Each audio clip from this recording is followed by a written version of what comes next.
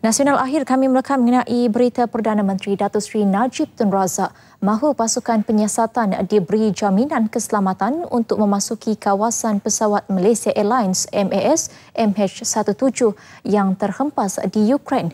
Itu tegas beliau ketika menerima panggilan daripada Presiden Rusia Vladimir Putin.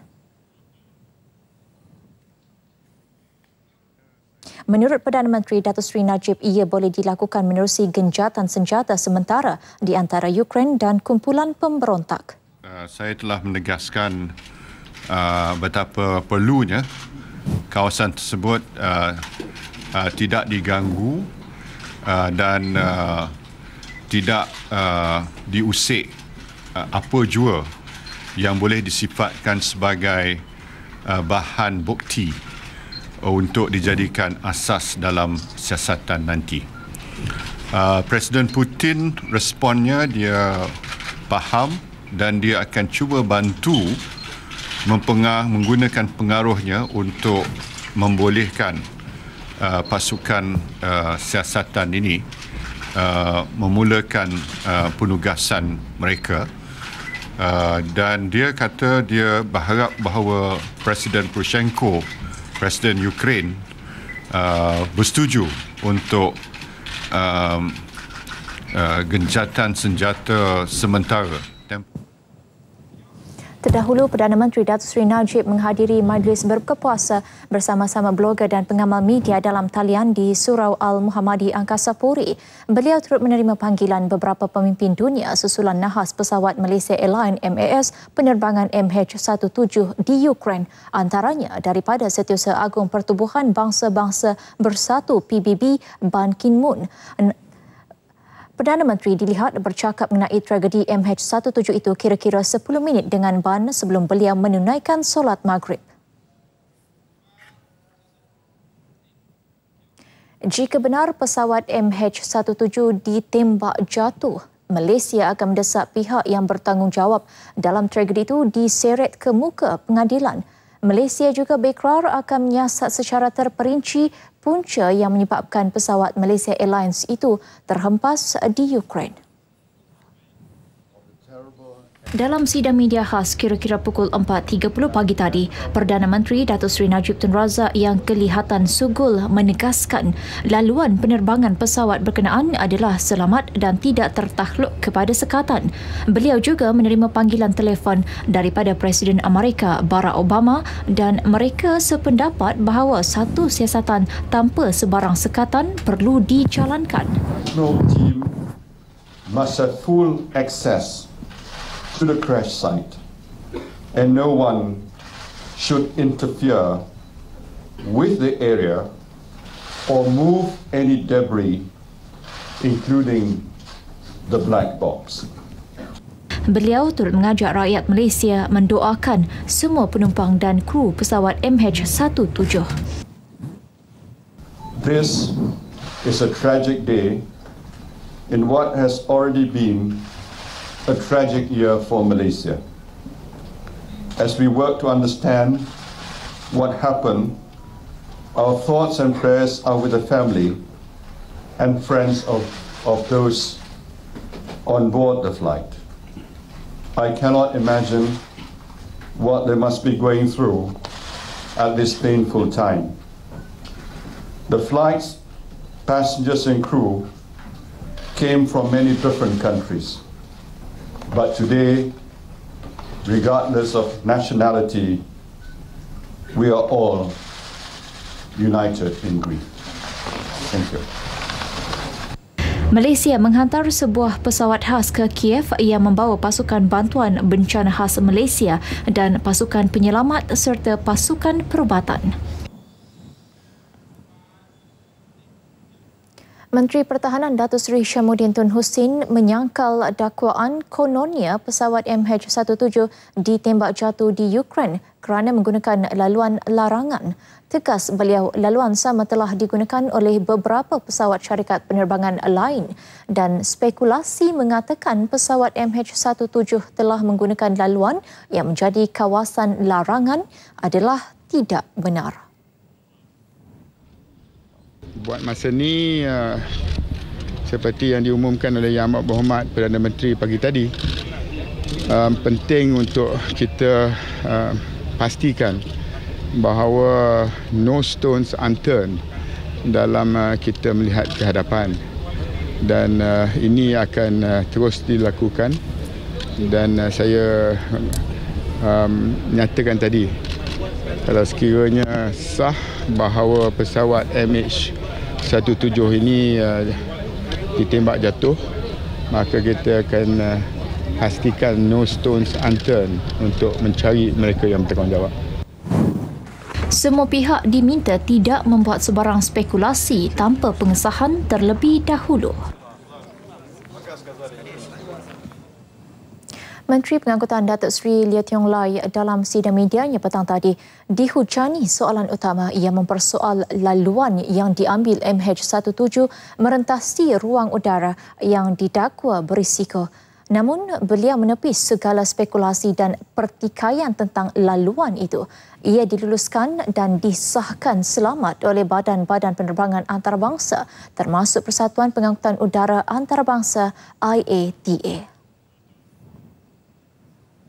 The flight path taken by MH17 was approved by the international civil aviation organizations and by the countries whose airspace the route passed through. And the International Air Transportation Association, IATA, has also stated that their airspace the aircraft was traversing was unrestricted. There were no last-minute instructions given to the pilots of MH17 to change the route of the flight. Malaysia katanya mengutuk sekeras-kerasnya serangan yang dilakukan terhadap pesawat MH17. Ketua Polis Negara Tan Sri Khalid Abu Bakar mengesahkan Polis Diraja Malaysia PDRM akan menghantar lebih 30 pegawai dan anggota dari pasukan forensiknya untuk membantu siasatan tragedi pesawat MH17. Pasukan pertama seramai 21 orang mula dihantar ke Ukraine petang tadi. 30 orang. Ini peringkat awalnya. Untuk dengan segera kita hantar lebih 30 orang. Petang ni akan terbang 21 orang dulu, dan kita akan menghantar lagi sebagaimana perlulah, ya.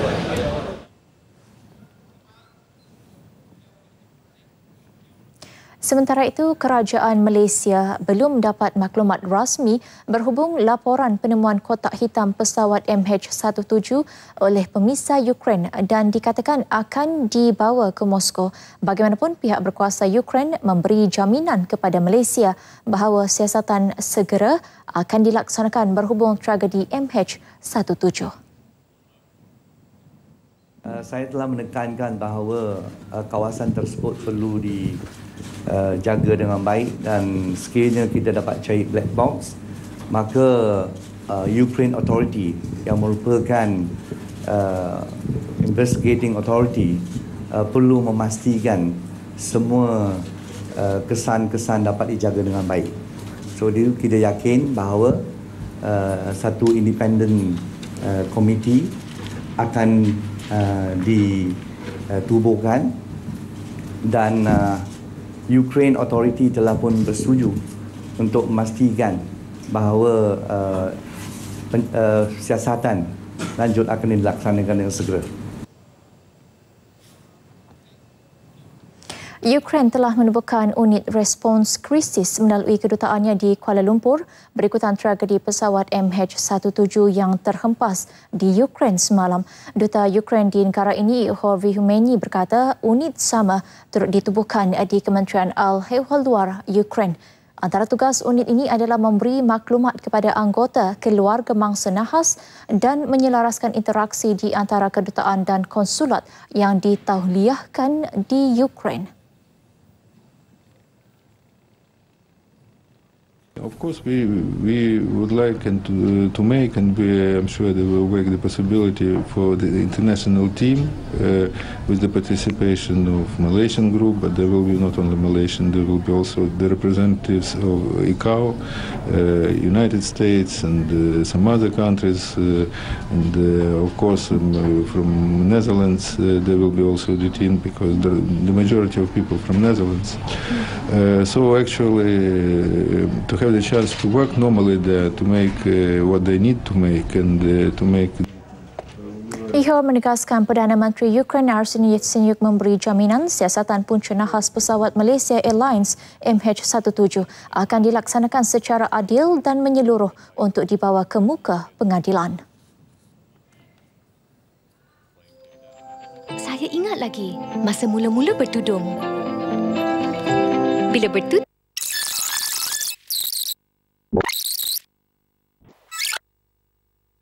langkah pertama anda bermula.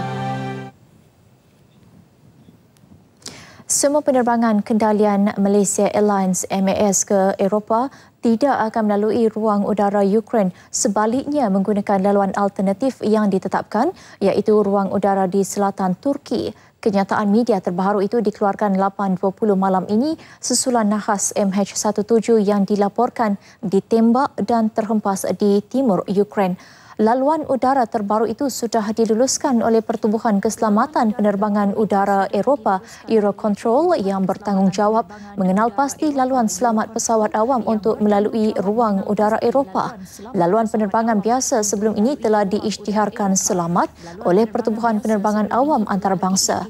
Kenyataan sama menyebut 16 penumpang daripada keseluruhan senarai penumpang tiada status sudah dikenal pasti, sementara 4 lagi penumpang masih dalam pengesahan.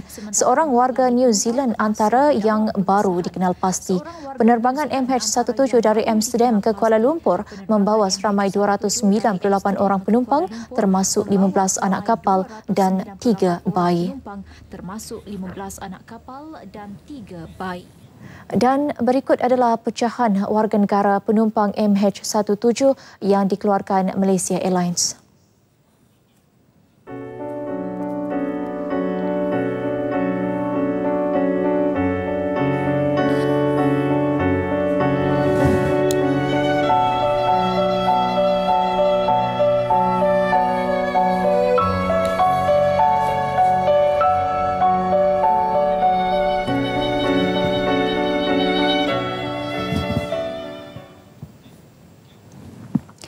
Timbalan Perdana Menteri Tan Sri Muhyiddin Yassin mengucapkan takziah kepada keluarga penumpang dan kru MH17. Katanya, tragedi itu menjadi satu peristiwa penting buat negara dan siasatan terperinci untuk mendapatkan maklumat sahih perlu dilakukan. Menurut Tan Sri Muhyiddin Yassin, Malaysia dibawa terlibat dalam kancah politik antara Rusia dan Ukraine di Eropah insiden pesawat MH17 ini. Kita mendengar kenyataan-kenyataan daripada pemimpin mereka. Tapi itu soal-soal yang berkaitan dengan politik yang mungkin dihadapi oleh rantau itu. Tetapi yang jadi orang kata interest kita atau kepentingan kita ialah bagaimana dalam hal sebegitu sebuah pesawat komersial yang dimiliki oleh Malaysian Airlines ditembak yang menyebabkan kemalangan nyawa dan sebagainya itu. Hal sebegini sepatutnya tidak berlaku.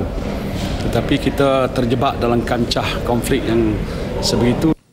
Beliau menganggap jenayah kemanusiaan dilakukan oleh pihak yang tidak bertanggungjawab dan tidak boleh diterima.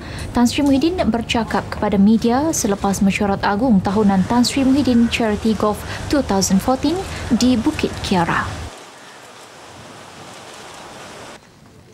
Dalam pada itu, Tan Sri Muhyiddin memaklumkan kerajaan Malaysia dan MAS memberi jaminan untuk pembelaan kepada mangsa nahas pesawat MH17 itu.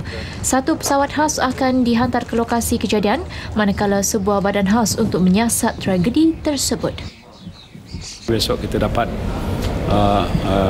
bukti-bukti yang boleh mengesahkan siapa-siapa yang terlibat di situ yang telah dikatakan menghadapi kemalangan. Mungkin DNA mereka perlu diuji untuk dapat pengesahan siapa sebenarnya yang telah terlibat. Jadi tindakan-tindakan sebegini kita bagi jaminan akan kita lakukan. Kerajaan disarankan menubuhkan satu jabatan kuasa khas untuk menyiasat tragedi pesawat Malaysia Airlines MAS MH17 bagi memudahkan negara menuntut keadilan. Jawatan kuasa berkenaan diperlukan sebagai perantaraan undang-undang antarabangsa untuk menyiapkan segala bukti mengenai nahas pesawat MAS MH17. Penasihat Sosio-Budaya Kerajaan Malaysia Tan Sri Rais Yatim mendakwa jawatan kuasa berkenaan bertindak sebagai penentu secara natural demi mendapatkan keadilan dari segi undang-undang antarabangsa. Sebagaimana kita maklum, kotak hitam telah diperolehi. Soalnya, siapa yang memegang kotak hitam itu? Dan seperti mana kita maklum, kotak hitam itu perlu diteliti bersama oleh satu panel yang neutral dan tidak boleh dibuat sendiri oleh Rusia ataupun Ukraine ataupun pihak-pihak yang ada proximity kepentingannya. Beliau yang juga pakar rujuk undang-undang menasihati supaya Malaysia menyertai semua peringkat penentuan dari sudut undang-undang dan keterangan antarabangsa mengenai tragedi MAS MH17. Beliau berkata demikian kepada pemberita selepas majlis berbuka puasa Pertubuhan Pemandu dan Pengusaha Teksi, Limousin dan Kereta Sewa Malaysia di Shah Alam. Pasukan Mencari dan Menyelamat Khas Malaysia SMART merupakan antara agensi yang turut serta dalam delegasi penyiasatan yang berlepas ke Ukraine 8 malam tadi. Skuad ini dikerahkan bertujuan untuk membantu mengesan dan mengenal pasti mayat penumpang MH17 yang terhempas di timur Ukraine semalam. Seramai 24 anggota SMART akan dikerahkan bersama dengan 125 ahli delegasi lain mewakili 6 agensi yang turut serta dalam misi penyiasatan di Ukraine. Setakat ini tiada tempoh tertentu untuk delegasi ini melakukan siasatan nahas MH17. Tugas utama adalah mencari dan menyelamat. Walau bagaimanapun, selain daripada itu, tugas kami adalah untuk membantu pihak DVI, itu daripada pakar-pakar forensik kita dan juga DCA untuk mengumpulkan bukti-bukti dan juga sebarang penemuan-penemuan mangsa yang akan kita jumpai nanti kelak. Selain pasukan SMART, agensi lain yang mengikuti delegasi penyiasatan MH17 ini ialah ATM, Pasukan Forensik PDRM, Jabatan Kimia, Wisma Putra, DCA dan JAKIM. Turut hadir Menteri di Jabatan Perdana Menteri Datuk Seri Dr. Syahidan Kassim bagi memberi semangat dan sokongan kepada semua anggota delegasi. Sempat memberikan duit raya kepada ibu adalah perkara terakhir yang dilakukan salah seorang mangsa tragedi MH17, Muhammad Ghaffar Abu Bakar. Ibunya, Cik Ani Mat Yassin, menceritakan Muhammad Ghaffar adalah seorang yang peramah dan suka membantu keluarga. Dia baru balik 1 minggu, belum 1 minggu lagi. Dia balik kemarin. Dan dia cakap, dia kasih duit raya. Dia kata, ni duit raya mak. Apa ni, hari raya dia tak balik. Lepas raya nanti aku balik, dia kata.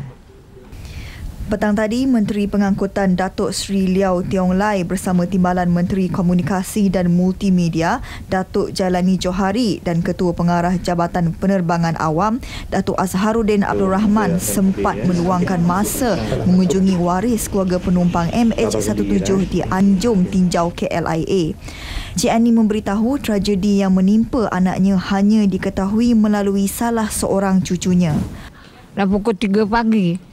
Nak bangun sahur, barulah anak ni kasih tahu. Tadi kata pukul 12 tadi, bini dia telefon kasih tahu ni kapal terbang kena tembak, kata. Habis kapal terbang jatuh, orang semua mati. Sementara itu, seorang lagi waris memberitahu status Facebook sepupunya Ariza Ghazali, 46 tahun yang ingin berhijrah ke Malaysia dipercayai status terakhir Ariza. Sebelum ini, Ariza sekeluarga menetap di Kazakhstan dan merancang pulang ke tanah air kerana baru mendapat pekerjaan di Malaysia. Sepatutnya diorang balik ni untuk balik teruslah sebab diorang dapat transfer kerja dekat KL. Tapi sebelum tu diorang nak round sekitar tu dululah. So bila dia dah habis-habis round tu yang dia melalui Amsterdam tu. Just yang kita tengok dalam Facebook dia je lah yang tu. Itu last kita tengok. So, macam kita pun normal kita tengok, kita tak akan rasa apa-apa kan. Macam just bila dah jadi tu macam okay, this is what hijrah yang dimaksudkan dalam FB dia lah. Buat status dia cakap dia nak berhijrah untuk ke sini, ke Malaysia. Tapi tak tahu pula benda tu jadi untuk last dia hijrah ke insya-Allah ke Jannah. Pesawat MH17 jenis Boeing 777-200 ketika kejadian dalam penerbangan berjadual dari Amsterdam ke Kuala Lumpur melepas pada 12.15 petang semalam waktu tempatan dan sepatutnya tiba di Kuala Lumpur pada 6.10 pagi tadi waktu Malaysia. Pesawat komersial berkenaan membawa 298 orang termasuk 15 anak kapal.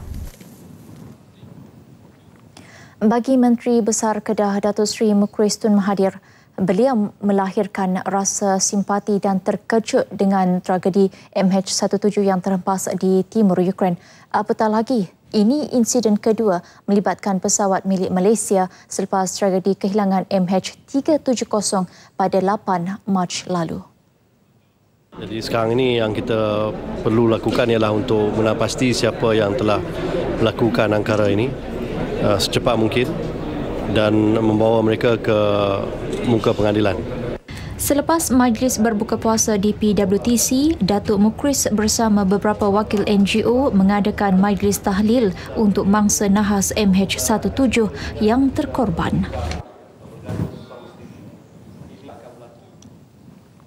Hasrat seorang penumpang MAS MH17 Hasni Hardi Marlan untuk menyambut ulang tahun kelahiran ibunya hari ini tidak kesampaian selepas pesawat yang dinaiki terlibat dalam tragedi di Ukraine.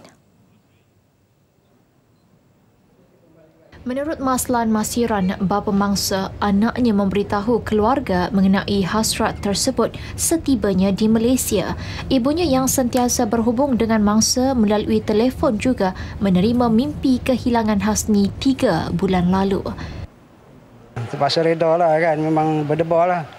Sebelum tu memang dah angin-angin tu dia dah bayangkan dah banyak kali dah. Mak dia dah mimpi macam-macam mak dia. Mak dia yang dapat alamat lah.